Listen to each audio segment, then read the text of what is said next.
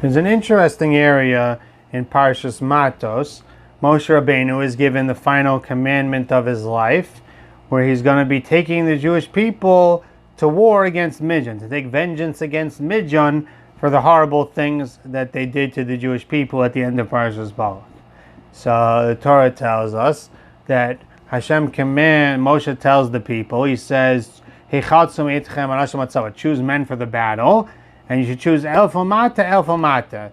Choose 1,000 from each shevet. Chazal darshan in the Medrash, it says 1,000 twice in this pasuk and once in another pasuk, and it's teaching me there were 3,000 from each shevet. There were 12,000 actually sword fighting on the battlefield, 12,000 on the battlefield guarding their kelim, and 12,000 who were there to daven. So we see that Hashem wanted that there should be 12,000 soldiers davening corresponding to the 12,000 soldiers at war. So Rav Yechezkel Levenstein, in his Sefer on Emunah, he says that this teaches us one of the fundamentals of Tefillah, because he wonders about why did they need 12,000 soldiers to be davening. At the end of the day, Moshe Rabbeinu, they have Avtach from HaKadosh Baruch Hu that they're going to be successful in this battle. It's a Mochemes mitzvah. So why do they need to be going out and davening on the battlefield to this extent? Especially, we always want davening, but let the people daven in shul. Moshe Rabbeinu is davening in shul. Why do we need them to be like as if they're part of the battle? Why is there such an urgency here in this situation? So Rav Yechezkel explains that the human being has a natural drive to say kochi v'otzem yadi, that my hand is what made me successful. You know, a soldier's in a war, and so he wins a sword fight against somebody. He says, because I'm a better fighter. It's hard for him to turn to Kadosh Baruch Hu and say, that was totally what Kadosh Baruch Hu's doing. He's mitzayer in a letter that we find in Sefer Shoftim, in Zayin Beis, that Gidon gathers together an army to fight the Midianim, and he is fighting an army of over 135,000 soldiers, and he gets together 30,000 men. And Hashem tells Gidon, no, I'm worried that people are going to say, Yadi Hoshili, my hand saved me. We were the reason that we were successful. I want you to narrow this army down. He narrows it down to 300 people.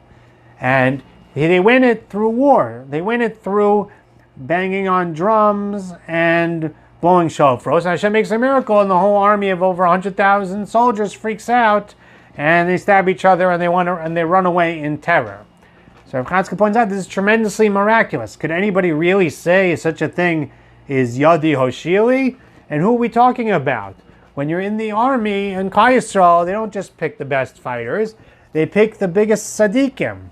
These are all Gedolei Olam. These are all from the greatest of people in Klal Yisrael who are at the war. The greatest Baalei Bitachon, the greatest people who have a relationship with their Rebbeinu Shalom. And even there, they're at risk that on some level they might come to say, it was us, it wasn't HaKadosh Baruch Hu. And therefore, they need this constant reinforcement. They need these soldiers on the battlefield davening. So as they're in the middle of fighting, they look over and they see that Taka, this is HaKadosh Baruch Hu, this is not us.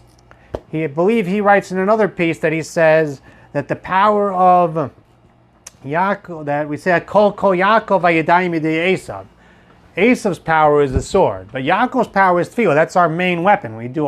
We come and we do the mitzvah of fighting, but at the end of the day, the main reason we're successful in a battle is not because of our power with the sword, it's because of our power with the mouth. It's because of our power of prayer. And he says this is really one of the main functions of prayer, is the concept of ein od milvado, is our total dependence on HaKadosh Baruch Hu. So that person comes before HaKadosh Baruch Hu like a pauper at the doorstep begging for mercy. That's how we have to approach davening. It's one of the fundamentals of what davening is, to keep reinforcing that idea. And we're creatures who easily have this Yetzer Hara to feel it's ourselves, and we have this Yetzer Hara to forget. He brings that by Mochemes Amalek, we find that Moshe Rabbeinu would lift up his hands, and the people would turn towards HaKadosh Baruch Hu, and then they would be successful in the war. When Moshe would put down his hands, and they would stop turning towards HaKadosh Baruch Hu, then they would start losing the war. In Mitzayir, Moshe Rabbeinu puts down his hands for a minute, suddenly everybody forgets. What, they have amnesia? What are they forgetting so quickly? And we see, because on some level, there's a lackening when Moshe Rabbeinu puts down his arms, there's a lackening in that sensitivity and in that focus on the importance of how the prayer is everything. And therefore, the same thing here, that Klal Yisrael needs, the soldiers who are great tzaddikim need to see soldiers davening on the battlefield and realize that that's our real fighting force. And he says, this is why we have that David HaMelech was Masakin, we should make 100 brachos a day before every benefit. We praise and thank HaKadosh Baruch Hu. We appreciate that it's coming from HaKadosh Baruch Hu. He says, this is why every time a person makes breakfast, they say, they should say, I didn't make this. HaKadosh Baruch Hu gave this to me.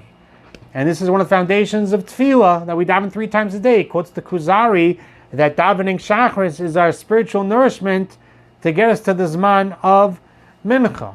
We won't have this proper perspective, and unless we're constantly davening, unless we're constantly reinforcing it.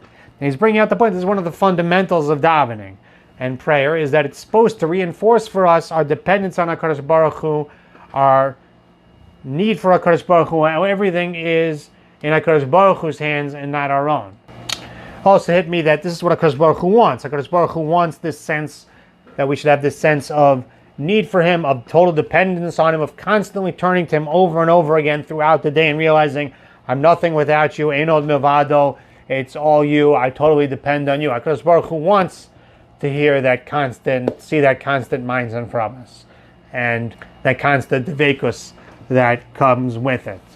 And that's one of the fundamentals of tefillah. That's why we had these daveners on the battlefield, to keep reinforcing it, lest we forget it for even a moment. May we go strong in our prayer, may we use it as constant reinforcement, and be able to use it to connect to HaKadosh Baruch Hu. Have a wonderful Shabbos.